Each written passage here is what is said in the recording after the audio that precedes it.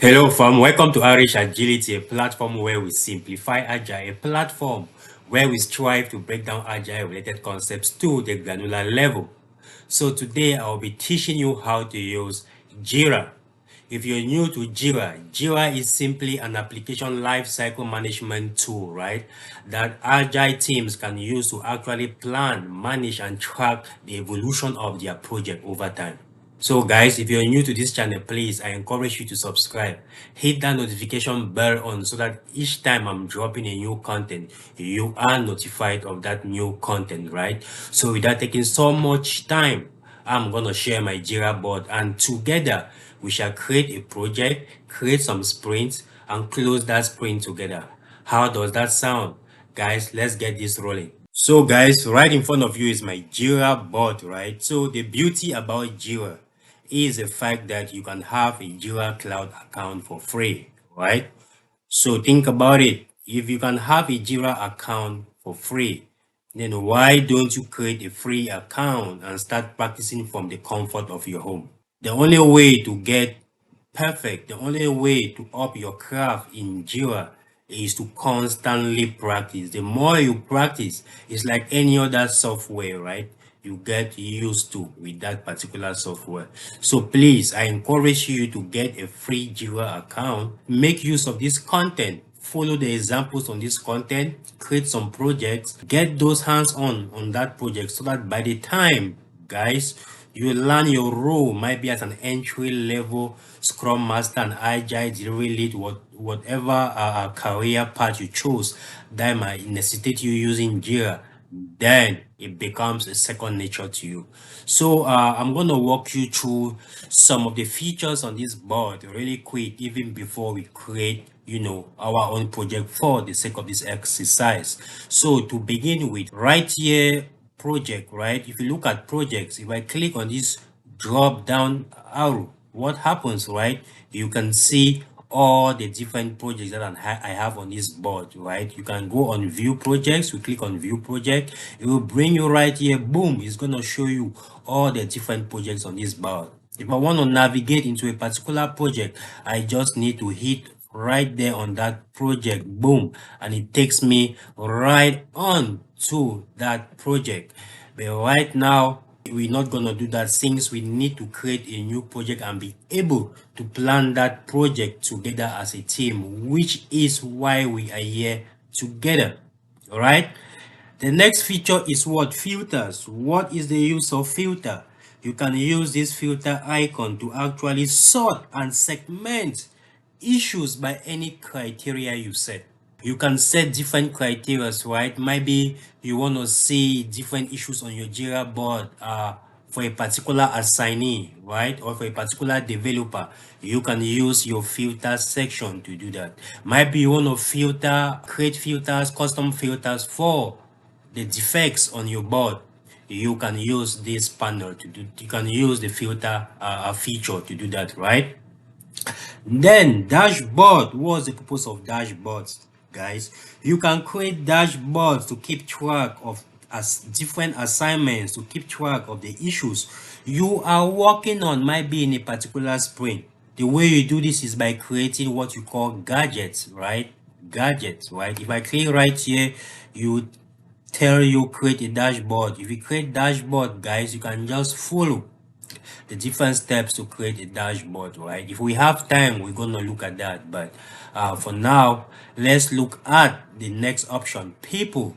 With the people option, if you want to invite new team members to join this board, this is the right place to do it, right?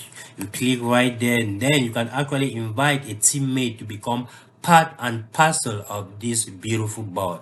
The next thing is what? Apps, applications. If you want to, let's say, connect your board to other application, might be like a Slack channel, right?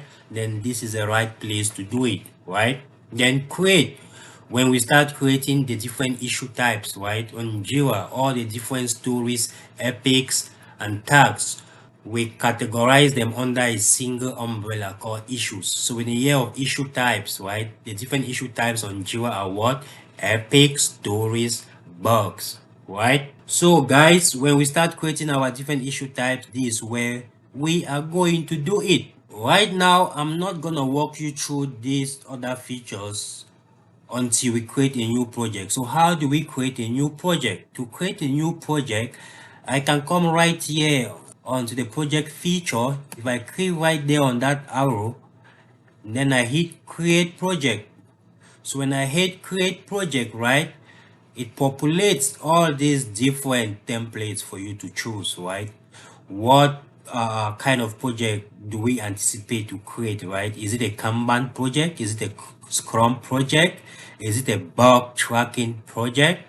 So guys, for the sake of this exercise, since most of the time as Scrum Masters, we do work with Scrum teams, right? So I think it makes sense to choose this option, right? The Scrum template. So I'm going right away. I'll click on this, boom. So when I hit on this, there is already a default template that we can use, right? The Atlassian group, they have created this default template that anybody can use, right? You can go in there to actually customize this template to add any other features that you might deem necessary for your particular project. So right now I'm going to use this template. If I take use template, it brings me to this next page, right? On the next page right now is giving us, the choice to choose between a team managed project and a company managed project, right? So what's actually the difference? I know that's a question that somebody might be asking. They say team managed project is actually set up and managed by your team. For teams who want to control their own working processes and practices in a self-contained space, then this is the ideal option to choose, right? Whereas a company managed project, right, is set up and managed by your Jira administrators. So most of the time when you join a new environment, most environments will have Jira administrators that will be in charge of configuring and managing your Jira. So as a Scrum Master, most of the times you might be set up as an admin, but most of the configuration work, the management work, the permission and all those stuff will be done by an administrator. So right now, for the sake of this exercise, right, we're gonna choose team manage project. So when you hit team manage project, right, you have the option now to create your project. What is the title of your project, right? What do we want to work on, right? So for the sake of this exercise, I came up with a title of our project for this exercise will be something I've used with most of my students. Learn your first Scrum Master job or role in 12 weeks. Is it possible? Yes, guys, it's very possible. Others have done it, so you are not different. If others have done it, then I strongly believe that you can do it, right? So right now, if you see, once you type in the title of your project, automatically it generates your unique key. Assuming you have multiple projects on this Jira, what you can do is identify your own project by this unique key, right? So if we want to connect, let's say this Jira to a repository like Bitbucket, you can come right away, you check this button and you take next, right? But guys, we are not gonna do that, yeah, right? You might be asking, what is a Bitbucket, right? Like I earlier mentioned, a Bitbucket is your repository where your developers will be writing their codes and actually pushing their codes to that Bitbucket. So right now we'll go ahead and create our project. Boom. When you create your project, let's look at the magic that happens, right? For some reason it's a little bit slow. Yeah, it takes you to your project page. So this is going to be our project page for this particular project. Learn your first Scrum Master role in 12 weeks. As earlier mentioned, if I come right here on projects, guys, I can see all the different projects on this particular board. But for the sake of this exercise, we will stay on this new project we just created. Remember, I already walked you through these features right on the top bar. So right now, let's look on these other features that are very important for every Jira user to know, right? What is the purpose of roadmap, right? The name goes, a roadmap simply shows you a plan of action for how your product or solution will evolve over time, right? How is your solution gonna evolve over time? What are the different releases, right? When is there gonna be a new release? What are the features planned for what releases? The product roadmap is gonna explain to you or that, right? The next one is your backlog, guys. You should be familiar with what a backlog is, right? A backlog is simply a space for defining and organizing the work that your team entails to deliver, right? You'll be planning that work right here, creating all the different stories right here in your backlog. So your backlog is like a container that houses all the different issues that your team will be working on, right?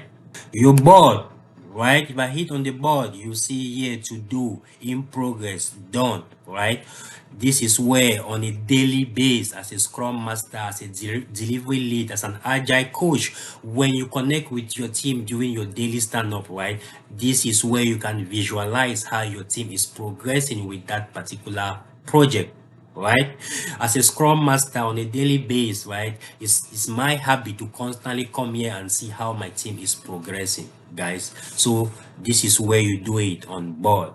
Right now, there are other features which I think are very important that are missing on this board. How do we add those features? For instance, how do we add the report feature? How do we add the release feature? How do we add the deployment feature? Those are features that I think every Jira board should have, right? So how do we add those features? Guys, it's very easy. If you come right here on project settings, you click on project settings, right? When you click on project settings, right, you can see all these different options. But right here, I'm gonna go to features. When I click on features, guys, I can see all the different features to choose from, right? The features that are already active on your board will be toggled on, as you can see right here, right? Now, what other features do I want to toggle on? I want to be able to see my report. So right here, guys, let's go ahead and toggle on this feature, right? The next one, issue navigator. Yes, we want to be able to actually browse the list of issues on our project, right? So it makes sense to actually toggle this on. If we scroll all the way down, guys, you can see releases, right? What are releases?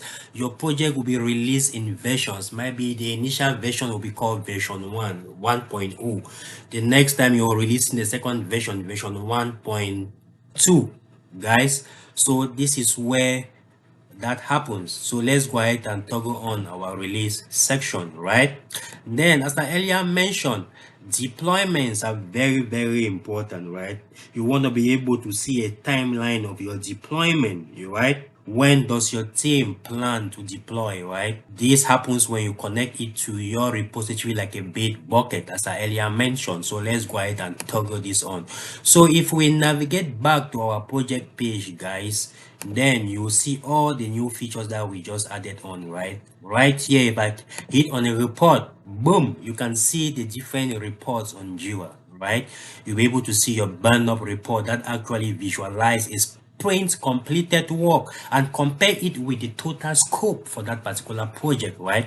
You can also look at your sprint burn down chart that tells you what work is remaining in that particular sprint, right? What is the total work that is remaining in that particular sprint. If you want to get that information, then your burn down chart will give you. Your velocity chart simply tells you the amount of work your team can commit in future sprints, right?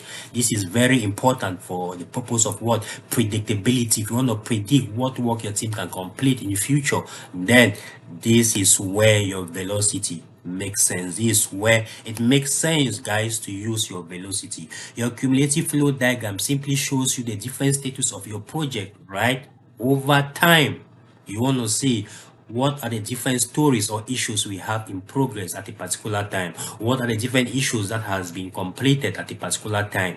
Your cumulative flow diagram will help give you that information.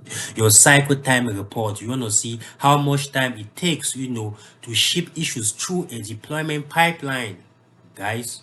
Your cycle time report will give you that information. And last but not the least, your deployment frequency, guys. So the reporting section is very important, guys. Let's go back to our project page and check on the next feature that we actually added, which is what? Releases. Guys, let's assume this is a very initial version of our project. It makes sense to hit create version. When you hit create version, guys, want to name this might be version 1 with a small v, version 1 1.0, guys, right? Version 1.0. You can actually choose a date when you want this release to happen. So let's say today's date is what, the 12th, right? The 12th of December. Then we want this release date to be 2 weeks from now. So 2 weeks from now will be somewhere around the 26th. But for the sake of this exercise, I will humbly choose let's say Sunday. It doesn't hurt to choose that. So I'll click save.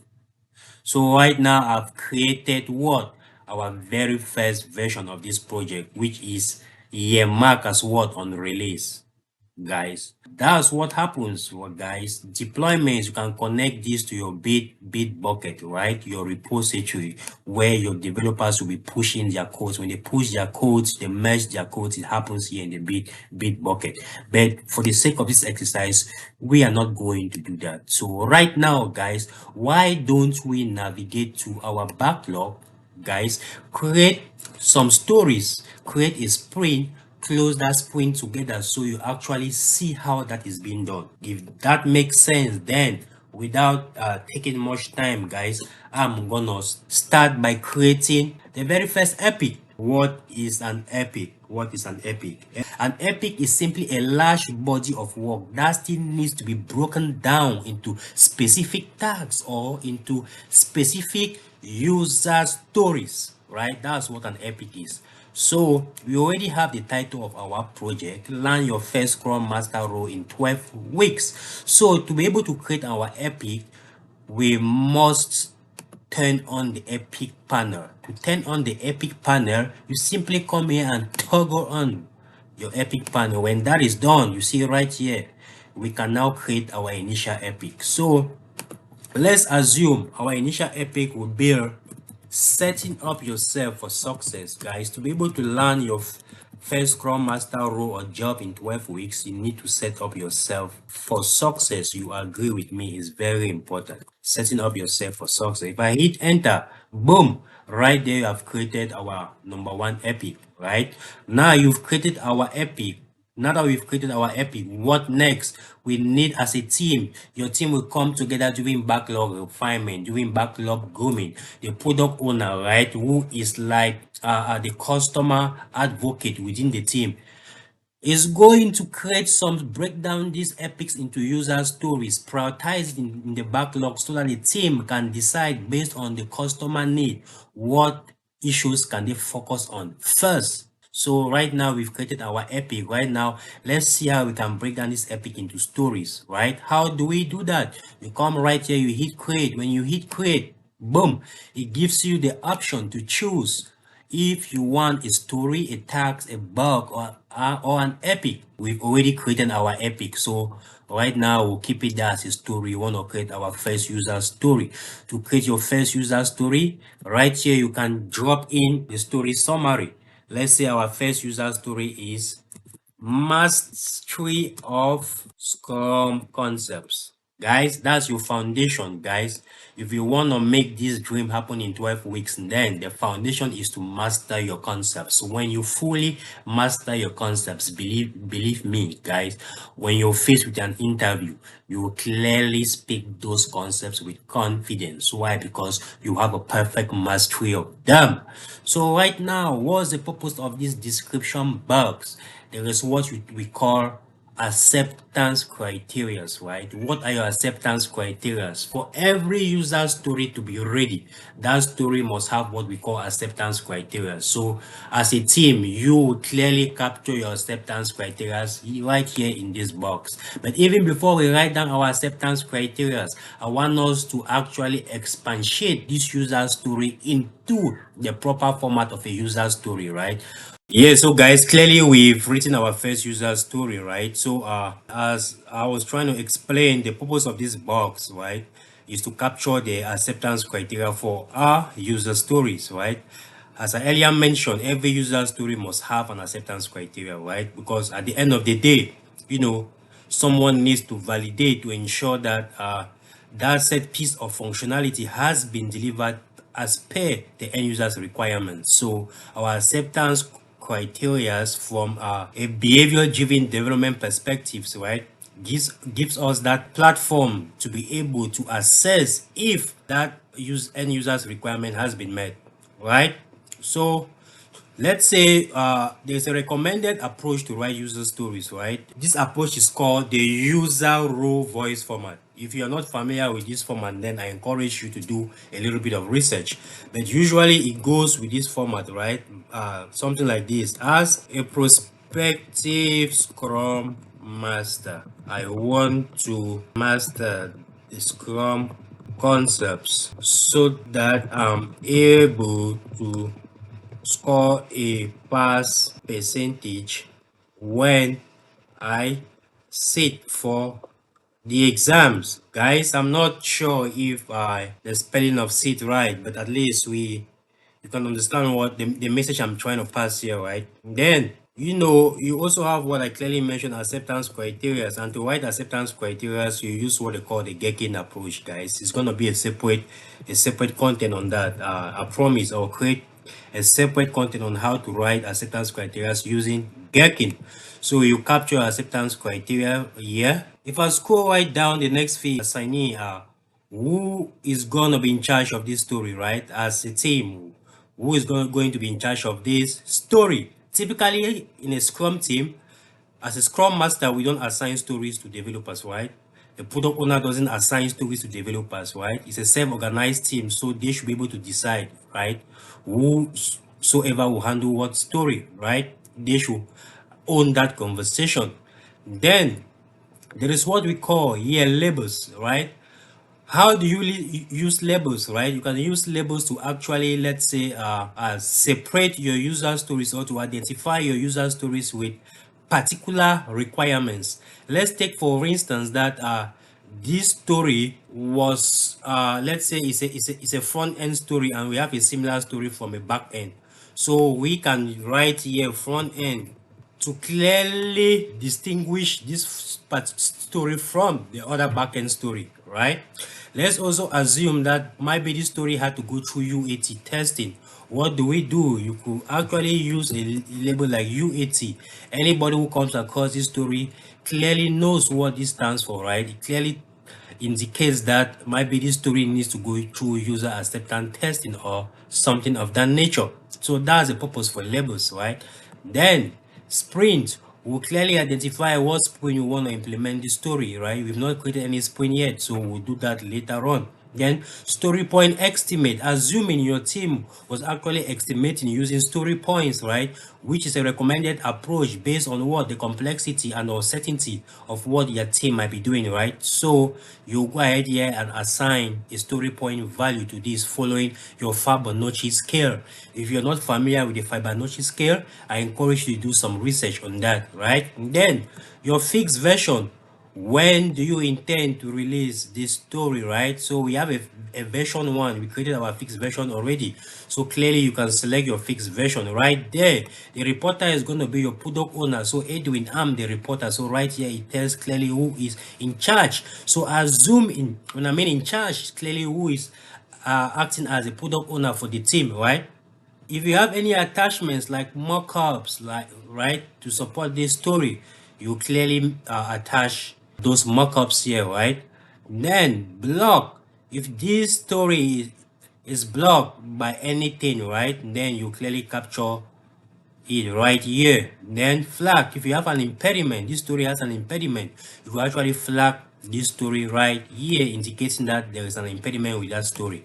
So guys, I've walked you through what it takes to create a user story, right? So since I'll be creating subsequent stories, I can check this box so that when I hit create, this box stays right then I can create my second story.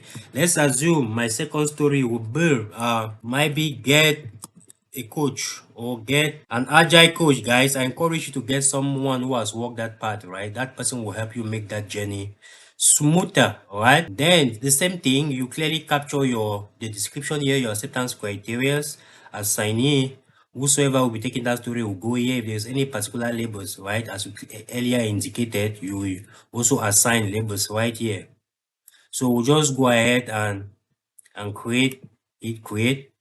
We'll create our third story. Our third story might be join an agile community of practice. Guys, there are a lot of agile community of practice out there on LinkedIn. So you could join one, right? Tons of information are shared on those platforms. So it could be a better avenue, to enrich yourself. We actually run our own community of practice. So if it's something that you find it interesting, guys, just indicate and I'll be able to add you into that community of practice. You hit create. Our fourth story could be practice something that is very crucial, guys. Practice scenario-based interview questions, right? Those are the kind of questions you have in your interview. So you want to make sure you're clearly practicing how to approach such questions, right? So if you have a coach, clearly that coach will actually create a plan with you to walk you through that. We create. Our next story could be a good resume, right?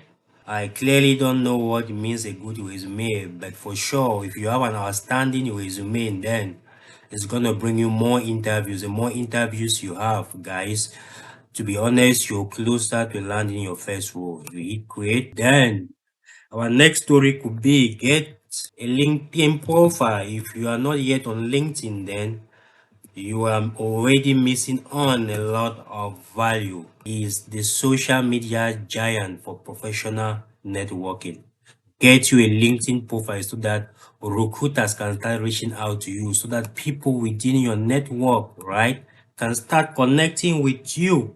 Then the next story, create a profile on all the lucrative job boards, right? What am I talking of, guys? If you are not yet on Dice, if you are not yet on LinkedIn, Indeed, Deep Recruiter, Monster, there are a lot of those sites, guys. Make sure you clearly create profiles on those sites, right? Create. Then our next story, I'll create one more story. Send out at least 25 applications daily.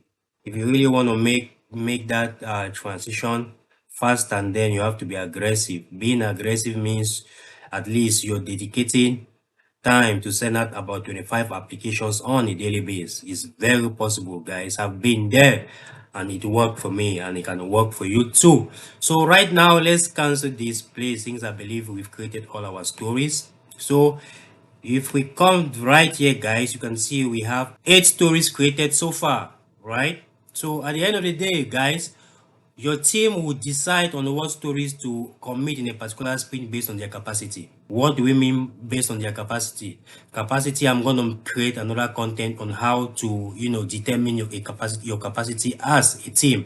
But you guys should only commit based on your capacity, right? So right now, we have all these stories created, right? Let's assume that as a team, we had to estimate the stories, and then this is right where you assign your story points.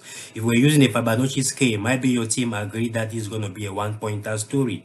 Then you go ahead, you make it a one-pointer story, guys. If they agree that this is a two-pointer story, you make it a two-pointer story. If they decide that this is a three-pointer story, guys, you go ahead and you make it a three-pointer story. If they say this is a two-pointer story, we can make it a two-pointer story. If they say this is a five-pointer story, guys, we make it a five-pointer story. If they say this is an eight-pointer story, which means a big story, we make it an eight-pointer story. If they say this is a three-pointer story, we make it a three-pointer story. If they say this is a five-pointer story, we make it a five-pointer story. So right now we've assigned story points to all these 8 user stories on our board.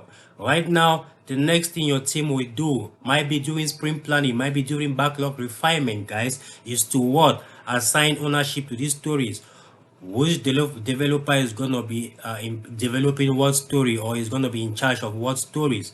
Let's assume right here that Bless says, okay, I think I can take this story. We assign it to Bless. The same thing, she thinks she can handle this story. We assign it to her. Ethan thinks he can assign this story. We assign this to Ethan, right? Bless thinks he can still take on this story. We assign it to Bless, right? So this is how you go ahead to assign your developers to to stories, but as I earlier mentioned, it's a self-organized team. They should be deciding who will take on what story and vice versa, right? That's exactly what happens, guys. If you're finding this content useful, right, and you've not yet give it a thumb up, please kindly do so. Kindly support this channel to grow, guys.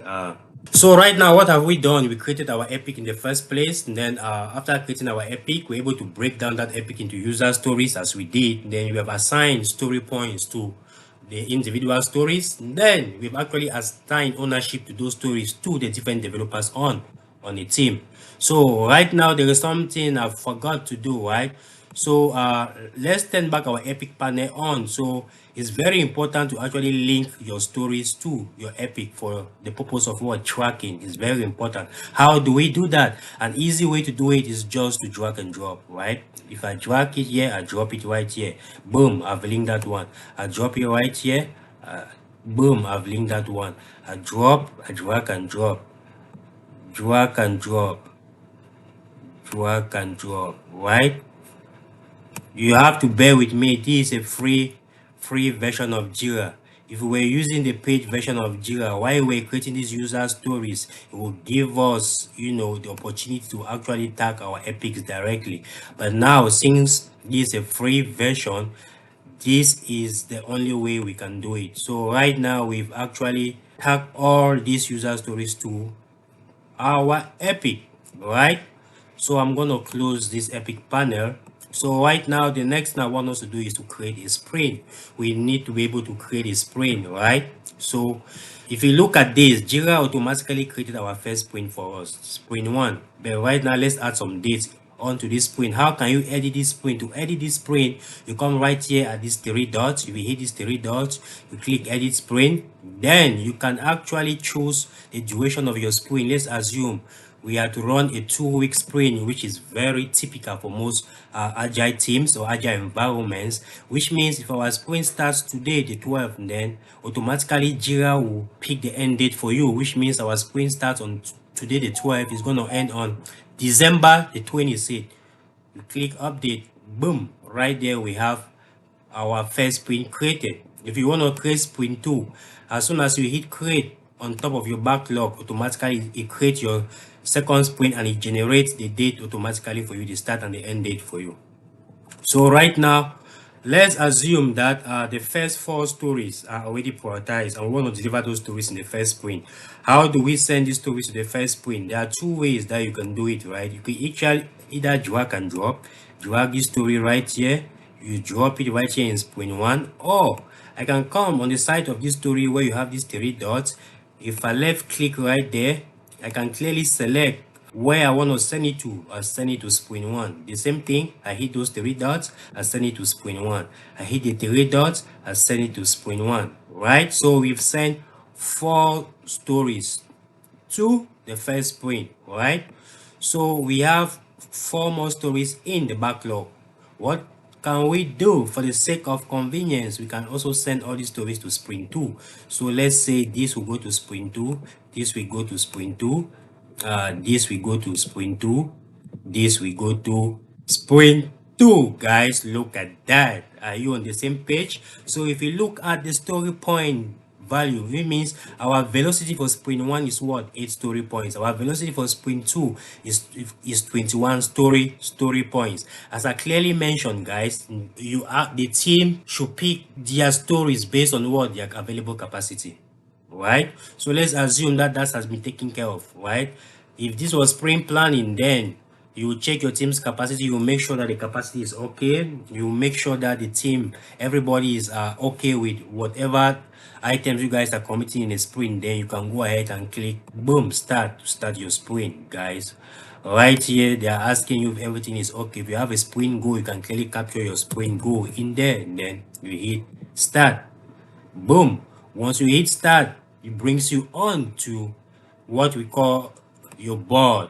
This is your board where the team will be using to track the progress of their work, to see how they are actually delivering that work within the sprint. Is very important. In other words, right, on a daily basis, when you all connect during your daily stand-up, guys, this is the board that you'll be using as a scrum master. to actually sync up with your team to gain some visibility how the team is progressing, right? So this is the board you'll be using. So it's very important that your developers update the board to reflect is what they are currently working on. What am I exactly saying? Let's assume that Blair starts working on this story. What Blair is gonna do is she's gonna pull this story from to do to in progress, right? The same thing, if she starts working on this story, she will pull this story from to do to in progress, right? The same thing, if he starts working on this story, he will pull it from to do to in progress. The same thing with this story, right? When this story is done, what happens? They'll push this story to what? The done column, right? Where during your sprint review, if there are demos to be made, then you guys will give those demos in the presence of the stakeholders. You get your feedback from the stakeholders. Then if all these stories meet the definition of done, your PO will go ahead and approve those stories. So when that is done, then you can go ahead and hit complete to complete your sprint, right? It clearly tells us this sprint contains 4 completed issues. That's all of them. Well done. You hit complete sprint. Boom. When you hit complete sprint, guys, it brings you back to your backlog, right? We are not ready to start sprint 2, but let's take a quick check. Let's look at our report section. If you hit on the report, guys, if you take your burn down chart, boom, clearly this is your burn down chart for the sprint that just ended, right?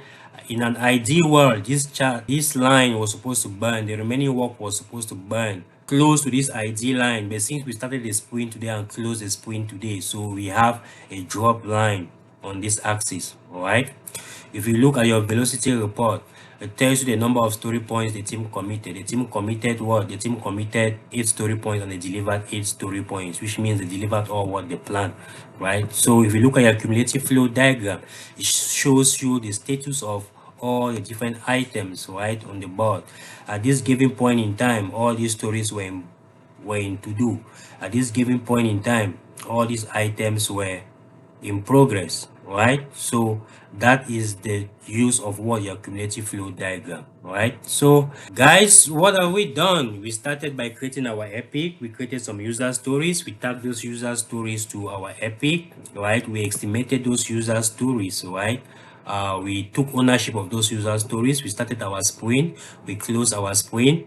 We've actually seen some of the reports based on what the team just completed, right? So I think, guys, I've given you a vivid snapshot, right, for anybody who wants to gain the fundamentals of Jira, right? If you actually follow this content from the beginning to the end, then believe me, guys, you're on a good start as far as Jira is concerned.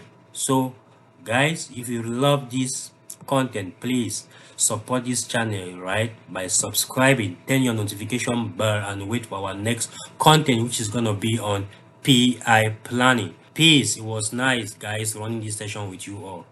I wish you the best in all your endeavors. See ya.